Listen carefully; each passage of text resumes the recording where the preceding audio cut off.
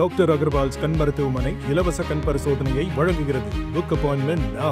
எதிர்க்கட்சித் தலைவர் இபிஎஸ் மற்றும் விசிக தலைவர் திருமாவளவன் இடையே வார்த்தை போர் முற்றியிருக்கிறது. தமிழக அரசியல் களத்தில் தொடர்ந்து இவர்கள் இடையே இருக்கக்கூடிய வார்த்தை போர் அடுத்தடுத்த கட்டத்தை நோக்கி நகரக்கூடிய இந்த ஒரு சூழலில் திருமாவளவன் திமுகவின் பாவத்தை சுமந்து கொண்டிருப்பதாக சாடியிருக்கிறார் எதிர்க்கட்சித் தலைவர் எடப்பாடி பழனிசாமி.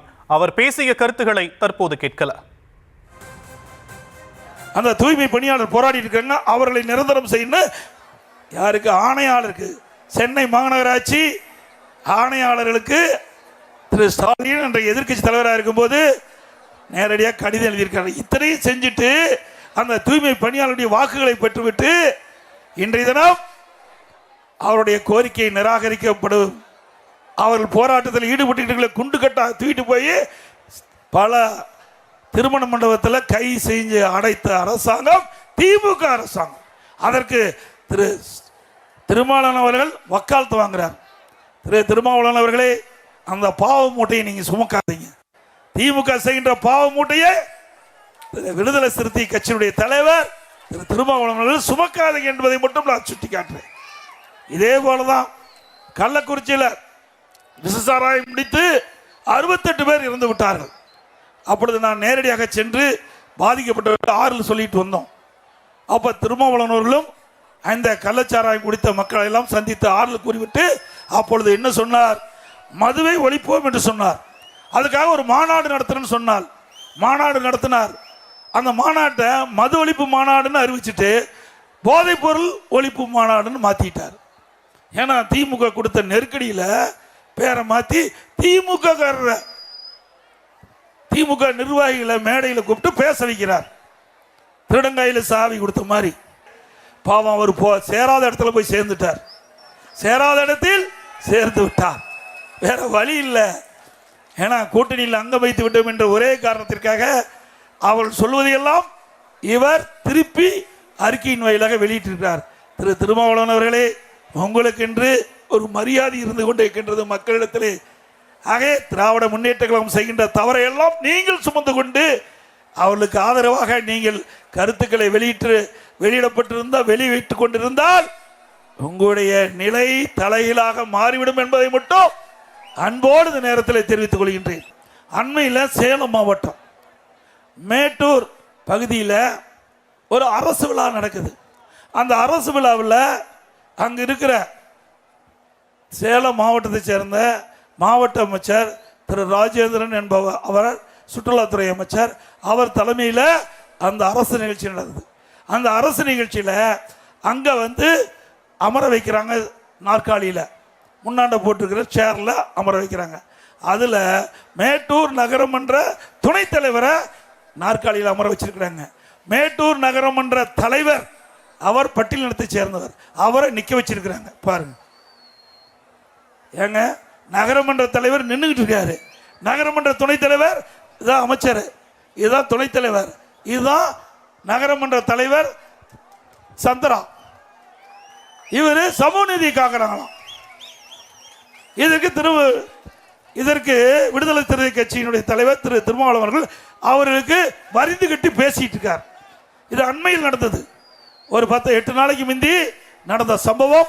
எங்களுடைய சேலம் மாவட்டம் மேட்டூர் பகுதியில் ஒரு நடந்த அரசு நிகழ்ச்சியில் பட்டியலினத்தை சேர்ந்தவர்களுக்கு எவ்வளவு அவமரியாதை பண்ணிருக்கா என்பதை இனியாவது திருமாவளவர்கள் உணர்ந்து அதற்கு தக்கவாறு தாங்கள் செய்தியை வெளியிட வேண்டும் என்று அன்போடு இந்த நேரத்தில் கேட்டுக்கிறேன்.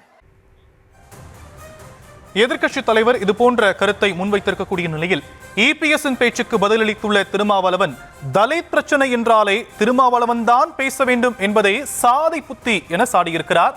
அவர் பேசிய கருத்துக்களை தற்போது கேட்கலாம். தலித்துகள் பிரச்சனை என்றால் திருமாவளவன் தான் பேச வேண்டும் என்று சொல்லுகிற அந்த புத்தியே ஒரு சாதி புத்தி. அது வேங்கவேல் பிரச்சனை என்றால் திருமாவளவன் தான் பேச வேண்டும் என்று சொல்லுகிற புத்தியே சாதி புத்தி. அது ஏன் அதிமுக பேசக்கூடாது? வேங்கவேல் பிரச்சனை மக்கள் பிரச்சனை இல்லையா? அதிமுகவுக்கு அதில் பொறுப்பு இல்லையா? வேற கட்சிகள் பேசக்கூடாதா? எல்லோரும் பேச வேண்டுமா இல்லையா?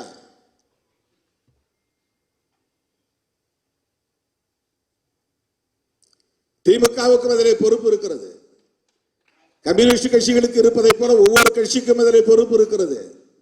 ஆனால் அதிமுக நம்மை பார்த்து இந்த கேள்வியை கேட்பதால் ஏன் அதிமுகவுக்கு அந்த பொறுப்பு இல்லை என்று நாம் கேட்கிறோம்.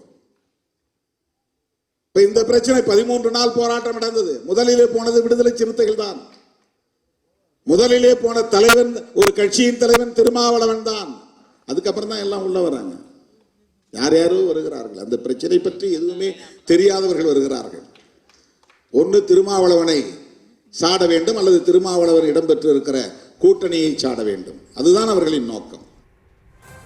பட்டியலின மக்களுக்கு திருமாவளவன் துரோகம் இழைப்பதாக சாடியுள்ளார் மத்திய இணையமைச்சர் எல் முருகன். அவர் அளித்த பேட்டியை தற்போது கேட்கலாம்.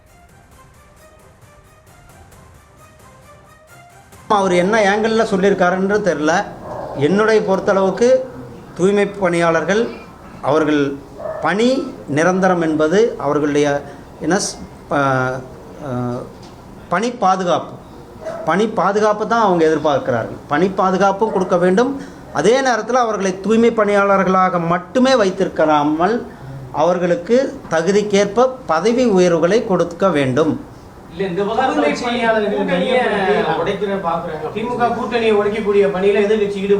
என்னை பொறுத்தளவுக்கு திருமாவளவன் அவர்கள் பட்டியலின மக்களுக்கு ஒரு மிகப்பெரிய துரோகத்தை இழுத்து கொண்டிருக்கிறார்.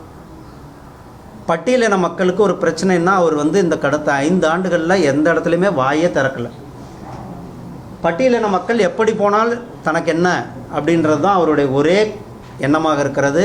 அவருக்கு பொறுத்தளவுக்கு அவர் கூட்டணியில் ஒட்டி கொள்ள வேண்டும், கூட்டணியிலிருந்து எம்எல்ஏ ஆக வேண்டும், எம்பிகள் ஆக வேண்டும் என்பது தான் அவருடைய குறிக்கோளாக இருக்கிறதோ வழிய பட்டியலின மக்களினுடைய நலனிலையோ அக்கறையிலையோ சிறிதும் அவருக்கு கவனம் இல்லை என்பது தான் அவருடைய இந்த முரண்பட்ட ஸ்டேட்மெண்ட். நேற்று ஒன்று பேசுகிறார், இன்றைக்கி ஒன்று பேசுகிறார். இதெல்லாம் அவர் ஒரு தடுமாற்றத்தில் இருக்கிறார்.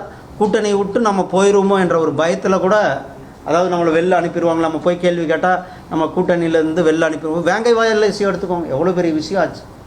பட்டியலின மக்கள் மேலே தொடர்ந்து தாக்குதல்கள் நடந்து கொண்டு இருக்கிறது. பட்டியலின மக்கள் பல இடங்களில் கோயில்களுக்கு போக முடியல. பட்டியலின மக்கள் பல இடங்களில் இன்றைக்கி இன்னும் சொல்லப்போனால் பட்டியலின மக்கள் தான் அதிகமாக கவர்மெண்ட் எஜுகேஷனுக்கு வர்றேன்.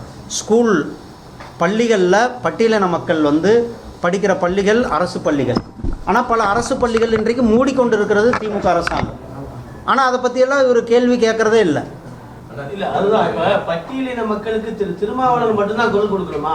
ஏன் அதிமுக குரல் கொடுக்கூடாதா? ஏன் ஒரு ஜாதிக்குள்ள அடைக்கிறீங்கன்னா இன்னொரு விமர்சனம் இருக்கிறார். இல்லை, பட்டியலின மக்களுக்காக எல்லாரும் தான் குரல் கொடுத்து கொண்டு இருக்கோம். அதிமுக குரல் கொடுத்துருக்குது. இதை விட பாரதிய ஜனதா கட்சி நாங்கள் பெரிய அளவில் பட்டியலின மக்களுக்காக பட்டியலின மக்களினுடைய கோரிக்கைகளை அதிகமாக எடுத்து மக்கள் மன்றத்தில் கொண்டு போயிருக்கிறது எங்களுடைய பாரதிய ஜனதா கட்சி. அதே போல் தேசிய அளவில் பட்டியலின மக்களுக்கு அதிகமாக முக்கியத்துவம் கொடுத்து கொண்டிருப்பது எங்களுடைய பிரதமர் திரு நரேந்திர மோடி அவர்.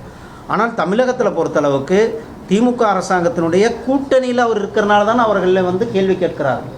கூட்டணியில் இருக்கிறப்ப நீ போய் உங்கள் கூட்டணி எஜமானர்கிட்ட சொல்லு, பட்டியலின மக்களுக்கு எவ்வளோ பிரச்சனை நடந்து கொண்டு இருக்கிறது, அது ஏன் தட்டி கேட்க மாட்டேங்கிறார்கள் என்பது தான் இங்கே கேள்வி. அவர் மட்டும்தான் கேட்கணுன்றது இதில் விஷயம் அல்ல. இதில் விஷயம் அவர் கூட்டணியில் இருக்கிறீங்க. உங்கள் கூட்டணியில் இருக்கும் பொழுதே நீங்கள் பட்டியலின மக்களுக்கு துரோகம் இழைக்கும் பொழுது அதை நீங்கள் ஏன் கேள்வி கேட்கவில்லை என்பதுதான் கேள்வி. டாக்டர் அகர்வால்ஸ் கண் மருத்துவமனை இலவச கண் பரிசோதனையை வழங்குகிறது. Book appointment now.